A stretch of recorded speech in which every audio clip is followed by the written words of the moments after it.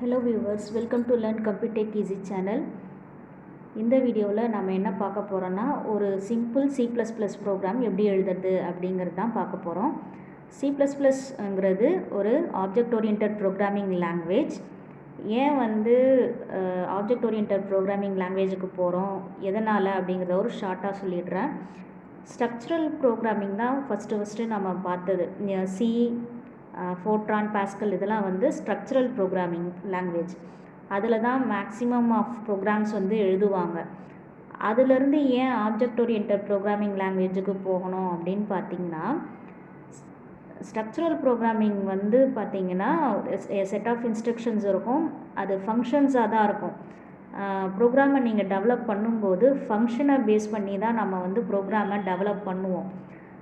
இப்போ ஏதாவது ஒரு ப்ராஜெக்ட் கொடுக்குறாங்கன்னா அதில் இருக்கிற ஃபங்க்ஷன்ஸை தான் நம்ம பேஸ் பண்ணுமே ஒழிய அதில் இருக்கிற ரியல் வேர்ல்டு சினாரியோவும் நாம் பார்க்கவே மாட்டோம். அந்த ப்ரோக்ராம்னால் இப்போ ஒரு ப்ராஜெக்ட் கொடுக்குறாங்கன்னா அதில் என்னென்னலாம் பண்ணணும், என்ன இன்புட் கொடுக்கணும், என்ன அவுட்புட் கொடுக்கணும், என்னென்ன ஃபங்க்ஷன்ஸ்லாம் அதில் இருக்குது அப்படிங்கிறத பற்றி மட்டும்தான் நம்ம பார்ப்போம்.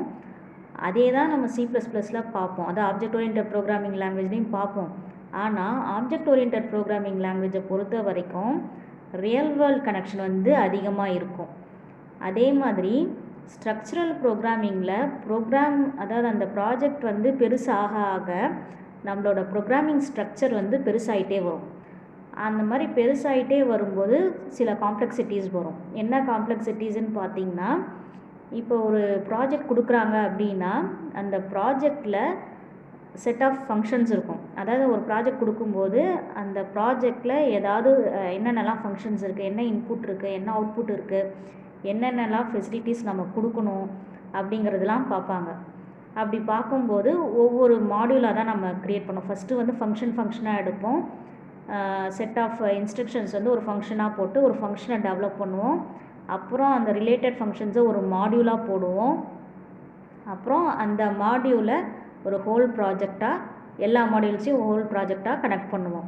இப்போ இந்த ஹோல் ப்ராஜெக்டையும் ஒரே ஆள் டெவலப் பண்ண மாட்டாங்க, நிறைய பேர் டெவலப் பண்ணுவாங்க. ஒவ்வொரு மாடியூலையும் ஒவ்வொருத்தர் டெவலப் பண்ணுவாங்க.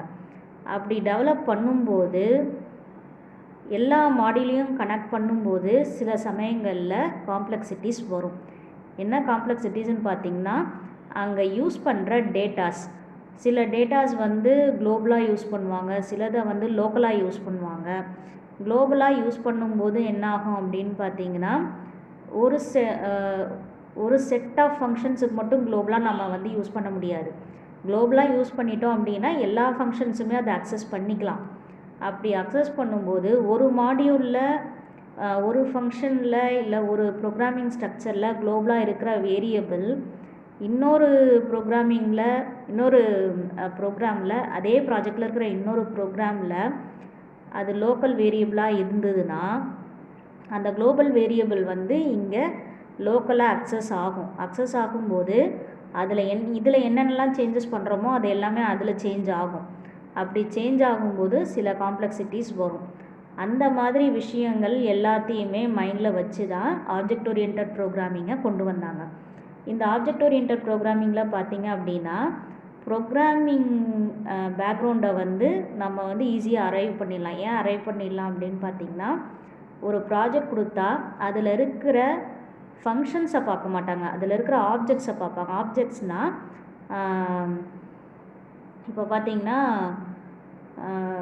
ஒரு ஸ்டூடெண்ட் மேனேஜ்மெண்ட் சிஸ்டம் அப்படின்னு பார்த்தீங்க, இல்லைனா ஒரு ஸ்டூடெண்ட் என்ரோல்மெண்ட் மேனேஜ்மெண்ட் அப்படின்னு பார்த்தீங்கன்னா அதில் ஒவ்வொரு ஃபங்க்ஷனாக பார்க்க மாட்டாங்க. அந்த ப்ராஜெக்ட் எடுத்துகிட்டு அதில் யாரெல்லாம் இருப்பாங்க அப்படின்னு பார்ப்பாங்க.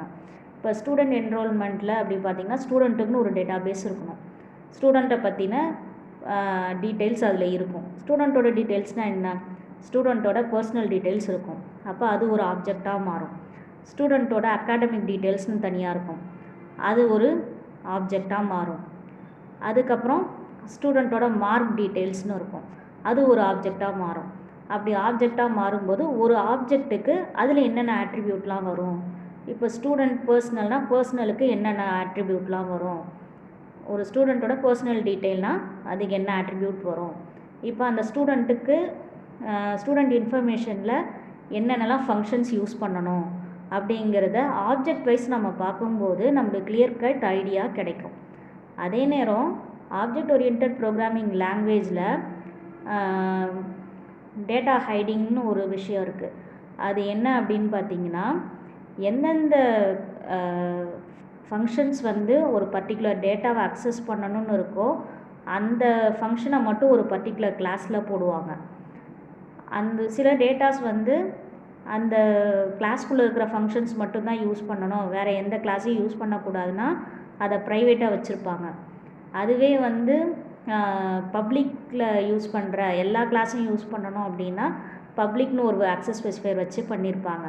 இப்போ வந்து ப்ரைவேட்டாக இருக்கிற டேட்டாவை கூட இன்னொரு கிளாஸ் அக்சஸ் பண்ணுறதுக்கான பாசிபிலிட்டிஸும் ஆப்ஜெக்ட் ஓரியன்ட் ப்ரோக்ராமிங்கில் இருக்குது. ஸோ ஆப்ஜெக்ட் ஓரியன்ட் ப்ரோக்ராமிங் லாங்குவேஜில் நம்மளுக்கு வந்து நிறைய ஃபெசிலிட்டிஸ் இருக்குது. இப்போ வந்து C++ன்றது one of the object oriented programming language. Another one is Java. இது மாதிரி நிறைய ஆப்ஜெக்ட் ஓரியன்ட் ப்ரோக்ராமிங் லாங்குவேஜ் இருக்குது. இப்போ நான் வந்து C++ ப்ரோக்ராமிங் லாங்குவேஜில் ஒரு சிம்பிள் ஸ்ட்ரக்சரல் ப்ரோக்ராமிங் எப்படி எழுதுவாங்கன்றதை மட்டும் நான் எக்ஸ்பிளைன் பண்ணுறேன்.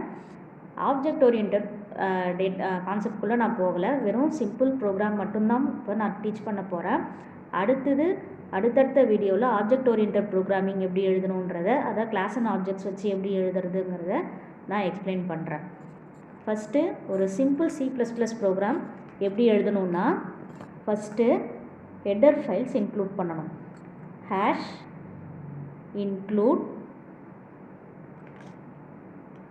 iostream.h. hash include iostream.hனா hash includeன்றது ஒரு ப்ரீ ப்ராசஸர் டைரக்டிவ். இது என்ன பண்ணுன்னா iostream.hன்ற இந்த ஹெட்டர் ஃபைலை .hனாலே ஹெட்டர் ஃபைல் தான். iostreamங்கிறது C++ ப்ரோக்ராமுக்கு தேவையான input output functions, input output class and functions objects எல்லாமே இன்க்ளூட் ஆகிருக்கிற ஒரு ஹெட்டர் ஃபைல் தான் iostream.h. இந்த ஹெட்டர் ஃபைலை நம்ம இன்க்ளூட் பண்ணால் தான் C++ ப்ரோக்ராமை நம்ம ரன் பண்ண முடியும். அடுத்தது hash include conio.h. இதுவும் ஒரு ஹெட்டர் ஃபைல் தான். இப்போது நாம் இந்த ஹெட்டர் ஃபைல் எதுக்கு யூஸ் பண்ணுறோன்னா, கிளியர் ஸ்க்ரீனு getChன்னு 2 ஃபங்க்ஷன் இந்த ப்ரோக்ராமில் நான் யூஸ் பண்ணுவேன்.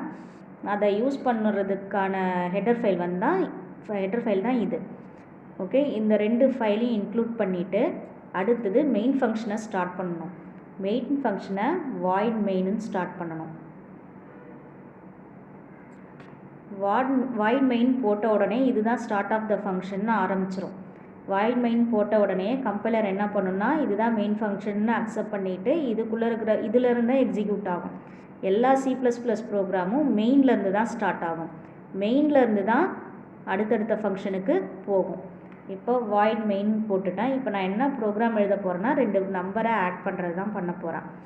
இப்போது 2 நம்பர் ஆட் பண்ணணும்னா 2 இன்புட், இப்போ 4 5ன்னு இருந்தால் 4 + 5 = 9. அப்போது 4ஐ ஸ்டோர் பண்ணுறதுக்கு ஒரு வேரியபிள் வேணும், 5ஐ ஸ்டோர் பண்ணுறதுக்கு ஒரு வேரியபிள் வேணும், 4ஐயும் 5ஐயும் ஆட் பண்ணி ஸ்டோர் பண்ண இன்னொரு வேரியபிள் வேணும். அப்போ 3 வேரியபிள். இப்போ நம்மளுக்கு 3 வேரியபிள்ஸ் தேவைப்படுதுன்னு தெரிஞ்சு போச்சு. இப்போ 4 5 9 எல்லாம் என்ன வேரியபிள்ஸு? Integer variables.